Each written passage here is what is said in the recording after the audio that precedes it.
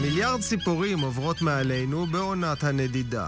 באגמון החולה יעשו הכל כדי שהמעופפים יבחרו לעשות את הקונקשן שלהם כאן.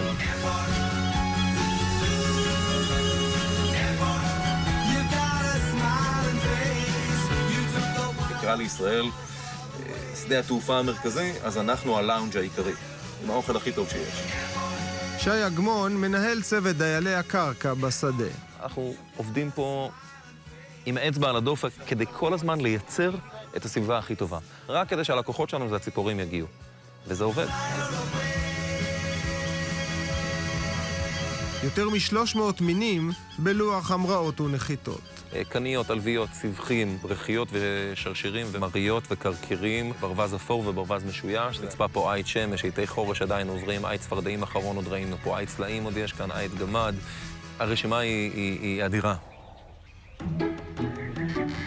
בין הנוחתים השבוע, השרקרקים, טיפוסים צבעוניים.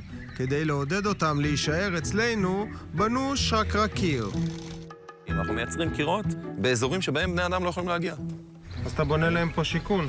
כן, אנחנו בעצם בונים בכל רחבי השטח שיכון לשרקרקים צעירים. עם כל הכבוד לשיכון לצעירים של שי, השרקרקים מעדיפים צמודי קרקע. שרקרקים הם אוכלי חרקים מעופפים. אני יכול לבחור מתי אני אעשה את כיסוח הצמחייה, ככה שיעלו לי יותר חרדלים או גדילנים, שימשכו יותר חרקים מעופפים כדי שיהיה יותר מזון לשרקרקים.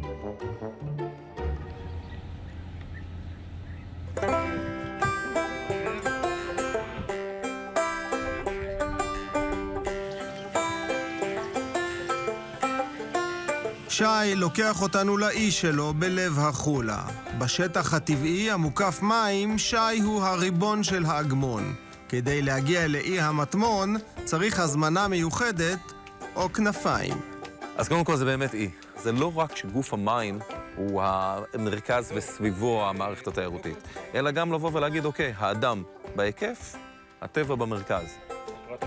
מקצת הנוחתים באגמון נלקחים לתשאול ובידוק בתחנת הטיבוע על האי של שי. אנחנו לוכדים חיות בר. כל דבר שאנחנו עושים הוא הפרעה לחיית בר. 88 זנב, 94.7 משקל.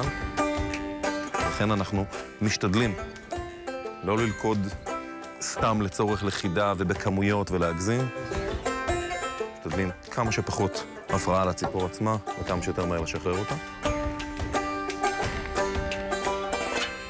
המידע שנאגר ביומן התחנה יסייע ללמוד על הנודדים, לחקור את נתיבי התעופה שלהם ולשפר את השירות לטובת האורחים הבאים.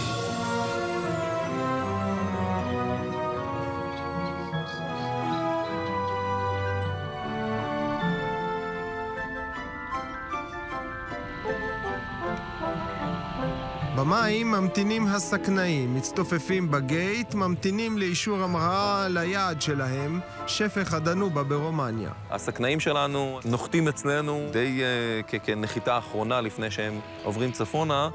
אני לא יודע להגיד כמה למידה מתבצעת אצלם, אבל בוא נאמר ככה, בלבנון עדיף שלא יעצרו. קפריסין אזור ציד מטורף, ולכן בעצם יש להם פה מרחב מוגן הרבה יותר איכותי לפני הקפיצה הבאה. מגדל הפיקוח נותן את האות והסכנאים הנעים נעים למסלול המראה.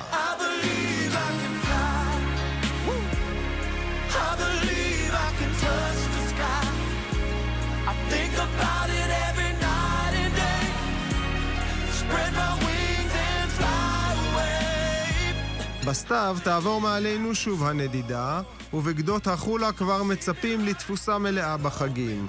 השמועה על גן עדן לציפורים כבר עשתה לה כנפיים. ציפר יכול להיות גם חוקר שהקדיש את חייו ללמידה כל פרט ופרט, וציפר יכול להיות גם הילד של השכנים בן החמש, שאין דבר שיותר מלהיב אותו מלצאת החוצה ולהסתכל על הצוצלת שמקננת באדנית. מה שלשמחתי רובנו לא איבדנו מאותו ילד בן 5, את ההשתאות הזאת. לצאת החוצה ולראות את הכוח הזה, שהבסיס שלו זה מה שהרבה מאיתנו חולמים ולא מצליחים לעשות, זה לעוף.